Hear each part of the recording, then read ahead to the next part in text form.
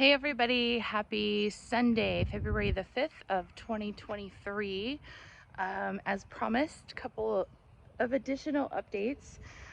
This one is probably the one that everybody gets to drive by and see. So if it bothers you, it bothers me many times over. But this is the explanation as to why there are still holes in my yard. So long story short, if you'll remember last summer, we had a very severe drought. We went a very long time without any rain at all. And even when we did get it, it wasn't very significant. And so one of the things that does to clay soil is we start to create these big, huge cracks and gaps, and the soil moves because it's very elastic. So that is kind of strike one. The other thing that was going on, if you'll remember, is we were bringing in some of the last dumpsters ever, which is super exciting. We'll probably need one more or so throughout the life of this project, but it was the last big one. If you'll remember, we took out 12 closets on the second floor. We're down to maybe 2 or 3 sheets of gypboard, I think, that are left in the stairway area, and we're just going to leave those for now until we get to that process, because it does help a little bit with any potential fire issues and things. But anyway, so there was a lot of activity going on, especially here on the front of the house. We had the dumpster brought in here, and it was a very heavy dumpster. And so it was supposed to be sitting on the driveway, and it kind of was, but it also was off at an angle, and that was not ideal. Part of me is just likes things to be lined up, but what it actually did was, I suspected about a week later, crush the sewage line. And so basically the way that I discovered that was, as I'm doing cleanup and everything a week later or two, I went and looked at the cleanout, which is located next to the house, and there was sewage standing in there, which has never happened in the past. It's always been more out here towards the front if we ever did have a backup, which I suspect it was either related more to the city line in general being backed up, or that connection that goes into the city has on several occasions been a bit of a problem, but it's actually from the city side to the street. So anyways, I knew I had some trouble. We were able to kind of get it cleared temporarily, but I needed to go ahead and get started on what that fix would be. Now, unlike water lines, which in Texas are run very close to the surface, like, you dig a foot down by hand and you're going to find your water line in general. Your sewage line will start up higher. Obviously, it even gets exposed by the time you get to the house, but it actually could go down several feet because we have to have so much slope, and it has to drop at a specific rate. Too much and you'll leave all your solids behind and only have liquids, which is a bad thing, and too little and everything just kind of sits there. So anyways, it's a very specific amount. Now, in doing all of that, I'd gotten somebody to come out and dig everything up, and one thing to note is that you do need a permit for that type of excavation, because we'll see in a minute, you actually could be affecting some pretty important services to the town, not just yourself. So because everything happened a little faster than expected, I had to rush back to town to get a permit. And when I got here, the water line had actually already been damaged as well. The shutoff's right here at the front, so it's not too big of a deal. I lost my shutoff tool somewhere in the process, but anyways, so and that was when we discovered another headache to this entire process. So if you can see, we've got I'm going to try and just maybe stand there. So the plumbing line comes out not quite straight, but almost straight from the city, like perpendicular to the road. And then it takes a right at an angle, and you see where that white line is, that crosses it. That is something that is a code violation. Your water line should not go over your sewer line. And the reason for that would be, I'll try and walk and not be too terribly loud at the same time. Let's say that you are digging, which you should be digging by hand, again, not with a tool, with equipment, if you're digging for your water line, and I dig down and I hit that water line, I would prefer to not cause any damage to the actual water line itself. But if I did, I wouldn't want to expose my fresh water to my sewage, if I'm maybe trying to repair the raw sewage line as well. So what you could essentially do is contaminate not just your drinking water, but other people's drinking water. So it's a bad thing. But the building code does give us a little bit of what they would call an exception. So these are all miracles every time we find them in the code.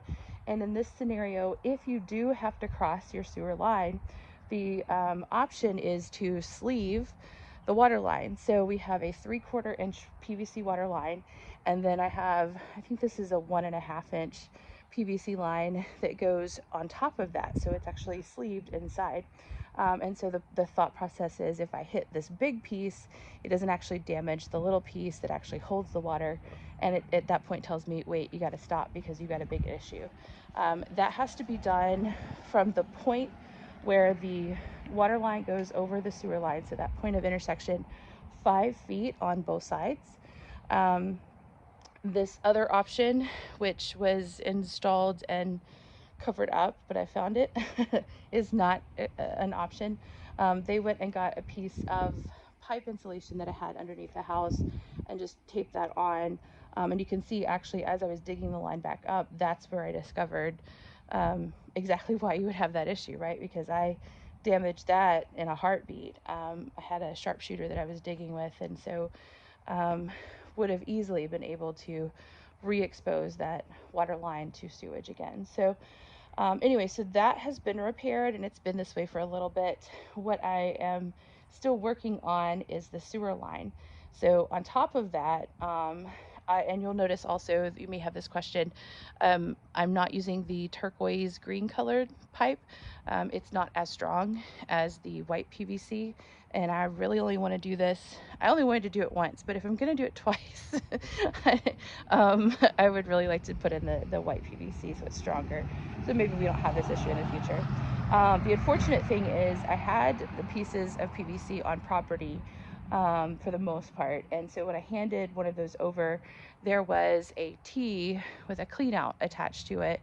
I don't think it was glued on, but even if it was, you could just cut it off.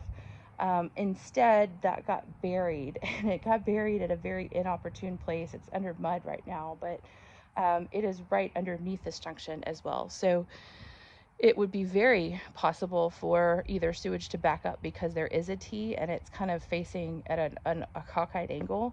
So toilet paper and junk can get, stuck in there. It also could be loosened and unscrewed over time just from soil settling, vibrations of the drains, all that kind of stuff. So we got to get that out, and it happens to be right where the intersection of the water line is. So goodness gracious. Now we're also, while I'm here, going to take out the old iron line. You can see the original cast line is also still left in place. So I'm going to move that out of the way as well, just in case I have to make any repairs in the future.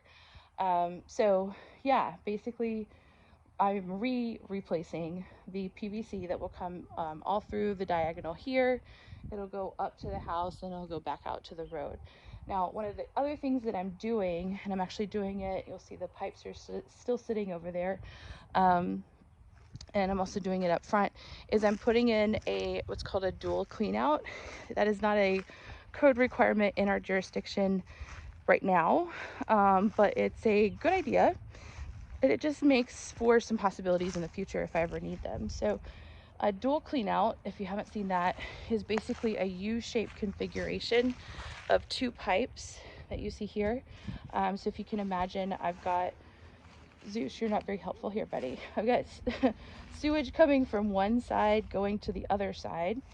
And yeah, you're very cute. And so in that scenario, let's say I get a clog here, it would be helpful to be able to get at it from an angle with one of my pieces of equipment, or vice versa. So it allows me to angle, because sometimes we use high pressure water. It allows me to angle what tool I'm working with, and it gives me basically 2 entrance points. It also, if something were to really back up, it would be able to shoot back out instead of shooting out through my toilets inside my house. So there are some advantages to doing this, just in case I ever needed it. So I requested that, even though, yeah, I know we have a normal clean out, which is right here. And yes, that normal clean out goes one direction or the other, but it doesn't quite give you the same opportunities here. It's not illegal to put these in. So I wanted to have a dual clean out here at the property line, and then a dual clean out move further away from the actual house itself, because the clean out was basically sitting under the drip line for the house, which is not ideal.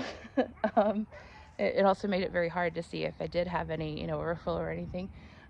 There will eventually be a flower bed, and this will be behind a fence area. So having a clean out over there, if I do have raw sewage that comes out, it'll be a little bit further from the house foundation, which would be nice. And it gives me some room to work, because eventually there'll be a sidewalk over there. So that one didn't get put in at all. So you can see I have the pipes for that. This one got put in, but it's not, I won't say it's backwards, because it could theoretically still work. But the problem is it creates an issue where it's not necessarily stable, because you can't quite pack soil back around it. And we're really relying on this soil to not shift too much and create low spots and weaknesses in the pipe again. So we want that U shape instead of, I don't know what shape that would be, a pie shape, like mathematical pie shape. Anyway, so we'll replace that the next time around. Also, I will put it up at the property line. And then the final thing I'm very curious about, as I started working on all of this pipe, it hasn't been this loose before, so I don't know if it like got run over or what. It is super wobbly. You can see that I still have standing water. So I'm waiting for that to go down. I also need to finish digging about 6 inches to a foot more, and make the connection into the city.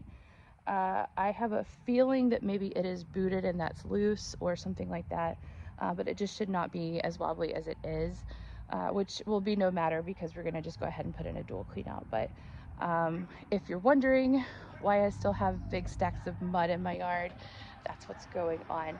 Now, some positives slash negative, it is what it is. I will have to resod all of this, which frankly, after the drought and not having irrigation in just yet, it probably would have happened anyways, so I'm not super upset about it. Plus, the way that it was put back when they buried the electrical and the conduit for the internet was so awful that it made this the most miserable area to mow anyway, so I wanted it to be leveled out. But there was this big pile of soil back here, and that pile ideally would have been nice filled dirt to just kind of level out some areas. But once I started getting into it, after it was brought to the property, it was full of pieces of concrete, rocks, lots of rocks, and not even good rocks, and trash. So like candy wrappers and potato chip bags and bottles and all that kind of junk. It was just trash. It was trash, dirt that you wouldn't want on the property, especially when I'm going to be gardening in this area. So yes, I will put sod down, but you'll see an increase in flower beds over the years, and that's going to be me as a little old lady on my hands and knees, with my face right in the soil and my hands right in the soil. So I didn't really want to be messing with any of that. I didn't want any of it brought up near the house or anywhere else, because I don't want to deal with it for the rest of my life. So a good portion of it got taken away, which is great. It's a little bit more level too, which is nice. That should help with drainage. I will probably learn. I will probably rent a piece of equipment myself and just kind of scrape all this off when I get ready to resod. But in the meantime, we've got water installed here, which is nice. It is sheathed and protected. I still need to just finish up replacing the sewer replacement, and then from there, yeah, we will be pretty much done with plumbing, is at least what I can do for now until I get into the hot situation, which I need power for. The other thing that you'll probably notice if you drive by is that I changed the configuration of my faucets. They had been put on the front of the house, which is not like a decorative feature if you ask me. I get it, they were symmetrical, which I'm not upset about, but it drained a little bit better if it came off the side, and I have a hose reel on the side, so I wanted this one on the corner to be up here on the side. And then down towards kind of the center of the house, that is going to be my lowest point to drain the water out of the house. So if you'll remember yesterday, I referenced that a whole bunch of the pipes were damaged because I couldn't get the water completely out of the system before it froze. And so I created my own very low spot, and I actually, it doesn't look very, it looks kind of janky right now, don't judge, but I can actually go and create some suction by jiggling that pipe right now, just to make sure everything has gotten out of the house. Now in the future, hopefully I will not have these problems, because we'll get our electrical installed, we'll get our insulation in, and we'll cover up everything. But in the meantime, that was a much better solution. It has already worked over our ice storm that we had over the past few days. And so I'm really grateful to have that part fixed. So it is all positives. It's a beautiful sunshine day. I'm gonna go be productive on something else. Wait for this stuff to dry out, and I've just kind of been digging slowly but surely. You guys take care. Have a really great rest of your day. We'll talk soon.